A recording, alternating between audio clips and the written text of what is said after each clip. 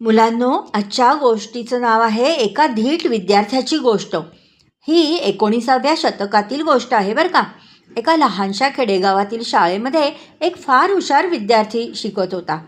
गुरुजींनी एके दिवशी मराठीच्या तासाला शुद्धलेखन घ्यायचे ठरवले आणि मुलांना शुद्धलेखनासाठी काही शब्द त्यांनी घातले. मुलांनी ते सर्व शब्द लिहायला सुरुवात केली. गुरुजी वर्गातून हिंडत होते. त्यामध्ये त्यांनी संत हा शब्द अनेक वेळा सांगितला. गुरुजींनी मुलांच्या वह्या तपासायला मागितल्या. तो हुशार विद्यार्थी आपली वही घेऊन बाणेदारपणे गुरुजींजवळ गेला. गुरुजींनी लेखन तपासले आणि त्यामध्ये संत हा शब्द 3 वेळा आला होता आणि या मुलाने तो शब्द 3 वेगवेगळ्या प्रकारे लिहिला होता. त्याने पहिल्यांदा स वर अनुस्वार देऊन त लिहून संत असे लिहिले होते.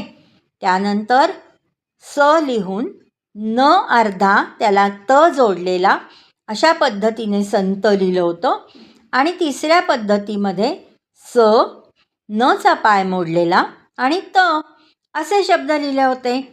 तेव्हा गुरुजींनी त्याचा एकच शब्द बरोबर दिला आणि इतर 2 संत शब्द मात्र चूक दिले आणि ह्या मुलाला काही ते पटले नाही.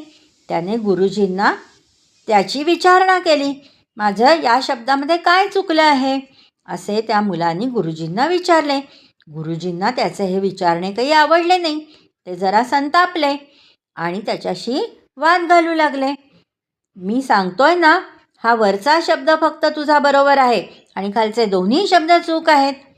ह्या मुलाला ते पटले नाही. त्याने पुन्हा एकदा त्या गुरुजींना त्याबाबत विचारणा केली. मग मात्र गुरुजी चिडले आणि त्याचा कान धरून त्याला हेडमास्तरांकडे घेऊन गेले. हेडमास्तरांनी मुलांनी लिहिलेले 3ही शब्द बरोबर आहे असा निकाल दिला आणि त्या लहानशा मुलाचे कौतुक केले आणि त्याला शाबासकीही दिली बरं का. मुलांनो, हा लहानगा मुलगा म्हणजेच थोर देशभक्त लोकमान्य बाळ गंगाधर टिळक. त्यांनी आपल्या देशाला स्वातंत्र्य मिळवून देण्यासाठी अनेक हाल अपेष्टा सोसल्या. अनेक संकटांना न भीता तोंड दिले.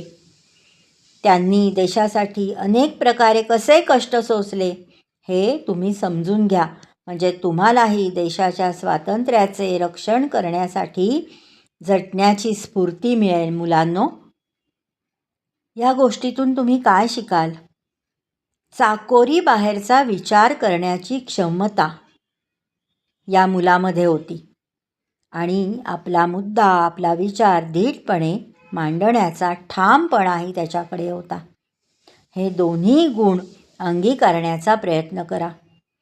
लोकमान्यांनी इंग्रजांना स्वराज्य हा माझा जन्मसिद्ध हक्क आहे आणि तो मी मिळवणारच हे ठामपणे सांगितले आणि तसाच ठामपणा त्यांच्या लहानपणच्या ह्या गोष्टीमध्ये सुद्धा दिसून येतो.